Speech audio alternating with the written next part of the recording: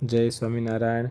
આ ઋષિકેશ, આ જનમંગલ ધામ અમારે નિર્ભય ચરણ સ્વામીએ સરસ મજાનું ગંગાના તટ ઉપર, ગંગાના કિનારે આ જનમંગલ ધામ બનાવ્યું છે। ત્યાં આજે બધાય સંતો અહીંયા આવ્યા છે અને જો આ ગંગા નદી વહી રહી છે, સંતો પણ અહીંયા સ્નાન કરી રહ્યા છે। ત્યાર પછી જો અહીંયા સરસ મજાનો ડોમ ખાણો છે। અહીંયા શ્રીમદ સત્સંગી જીવનની કથા પારાયણ થશે 7 દિવસ અને બધાએ સંતો ભક્તો અહીંયા ખૂબ લાવો લેવાના છે। જો સંતો અહીંયા જે ગંગા નદીને કિનારે અર્ઘ્ય કરી રહ્યા છે। આવો અદ્ભુત નજારો છે।